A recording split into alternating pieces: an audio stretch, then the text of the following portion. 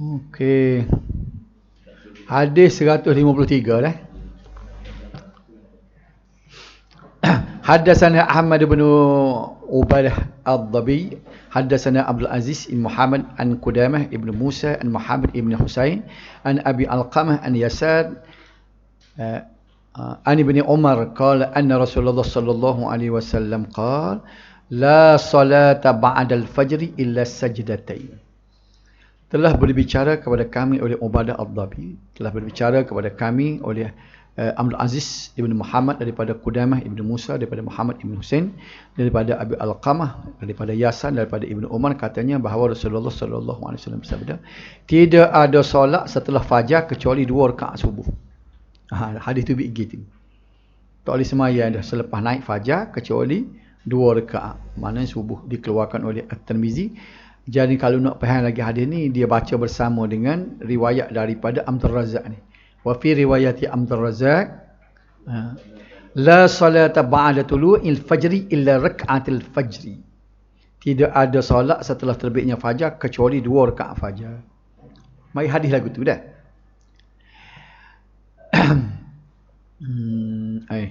Salah ni. Buat pergi pada hadis ni. Ni. La salata, tidak ada solat, iaitu solat sunat, maksudnya tidak boleh melakukan solat sunat. La solat makna tiada solat. Tiada solat makna tak boleh sembahyang.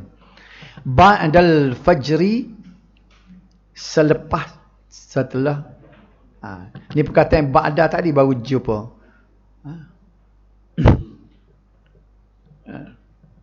Wa ba'da hadha ma'a mufattisil jumr. Apa dah tadi? Selepas ini. Jadi ba'da tu makna selepas ialah setelah terbit fajar, illa sajdatain, kecuali 2 sujud. 2 sujud tu maksudnya 2 rakaat, bukan 2 kali sujud, sebab 1 rakaat 2 kali sujud. Kita kena tengok dari segi makna dia, iaitu 2 rakaat solat sunat fajar sebagaimana dijelaskan sebelum ini. 2 rakaat fajar iaitu 2 rakaat solat sunat subuh. Ini nak buat huraian, tak ada dalam nota dah. Hadis ini menyatakan bahawa mengerjakan solat sunat setelah terbit fajar ialah sebelum mendirikan solat subuh adalah dilarang kecuali 2 rakaat sunat fajar. Lepas ban subuh dibenarkan semaya sunat 2 rakaat sahaja.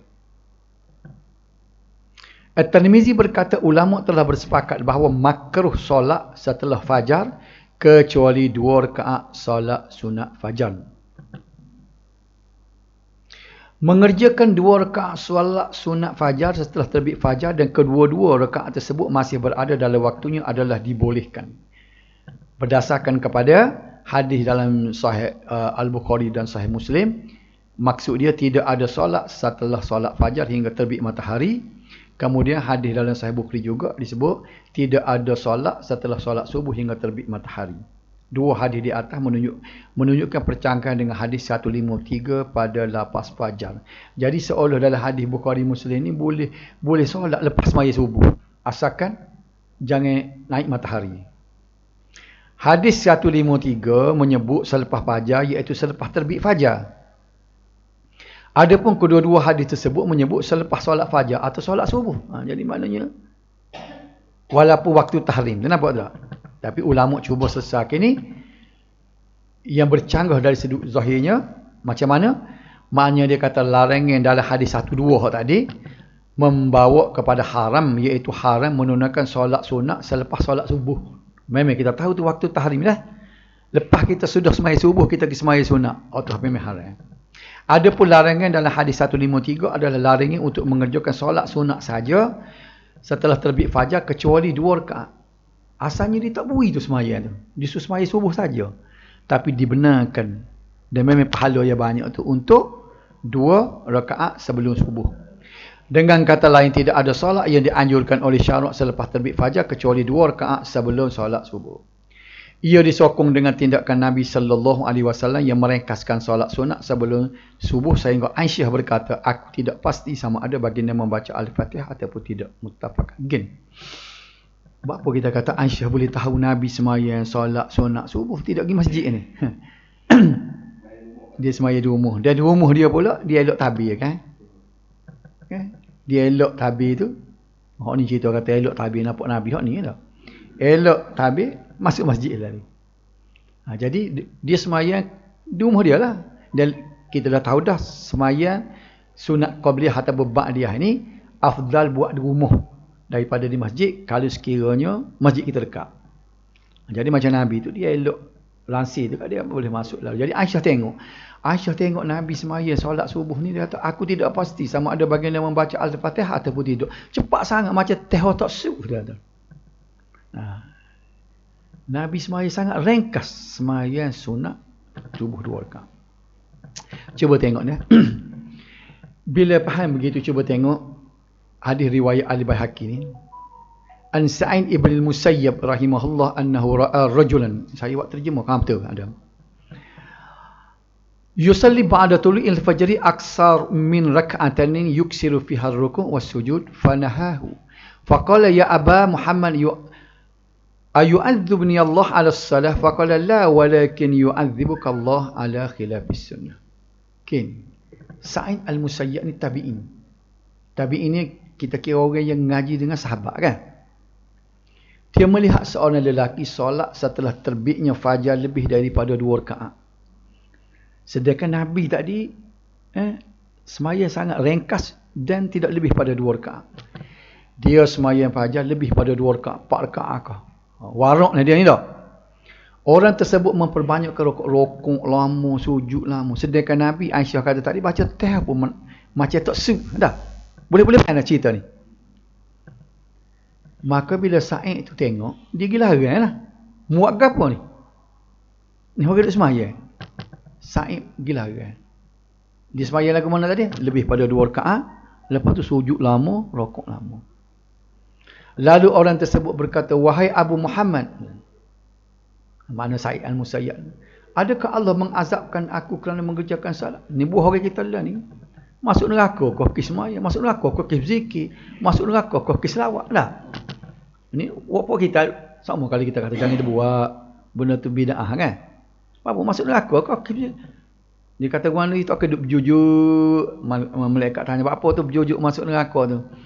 Kif zikir. Nampak tak?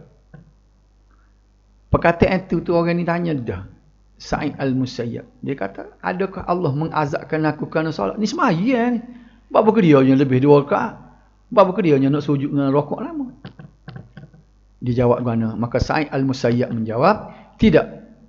Akan tetapi Allah mengazabkan engkau kerana menyalahi sunnah. Bukan dia masuk neraka kihmu sembahyang, tapi kihmu tak serupa dengan sunnah Nabi. Jadi apa pengajaran yang kita dapat sini? Rupanya tak serupa dengan Nabi ni salah juga. Buat satu ibadat tak serupa dengan Nabi. Sebab saya sebut tadi, al-aslu fil ibadah al-man'u. Setiap ibadat ni tertegah, tak boleh nak reka sendiri. Illa ma syara Allah wa rasuluh. Sehingga disyariatkan oleh Allah dan Rasulnya. Dan Rasul tunjuk lagu tu, buat lagu tu. Ada. Habis itu dah. Istifadah. Dilarang mengerjakan solat sunat setelah terbit fajar kecuali solat sunat 2 rakaat subuh.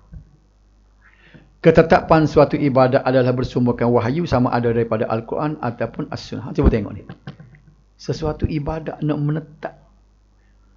Kaifiat lagu mana, buat masa mana, gapo hok boleh buat, mesti bersumberkan wahyu. Dianjurkan melakukan solat sunat 2 rakaat sebelum solat fajar. Sesuatu amalan, tengok, walaupun pada zahirnya baik, tidak boleh dilakukan tanpa keizinan syarak. Kita tengok, benda ni molek baik, tapi kalau tidak ada keizinan syarak, tidak boleh buat. Cuba tengok soal lagi kisah ni. Ini saya sebut tadi, al-aslu fil ibadah al-man'u illa ma syara Allah wa rasuluh. Asal perkara dalam ibadah adalah ditegah. Tak boleh nak buat kita melakukannya. Melainkan perkara itu disyariatkan oleh Allah dan Rasulnya. Bertentangan dengan al-aslu fil asya' kita ngaji tadi kan. Dalam ibadat dia terbalik. Tidak boleh dibuat kecuali ditunjuk oleh Rasul. Adakah benda lain boleh buat sehingga ada larangan. Biar faham pokok kita ngaji ni. Jangan terbawa dengan orang hok campur gaul. Ibadat digetok sini, hok ni digetok sini dah. Dia sipil lain, section lain dah. Bayar sunat satu hari 300 kekak, itu dah tanya. Oh. Kamu dia 300 kekak. Dia nak tahu sahih ke tak sahih dulu cicit. Dia kena cek dulu betul ke tak dulu tu.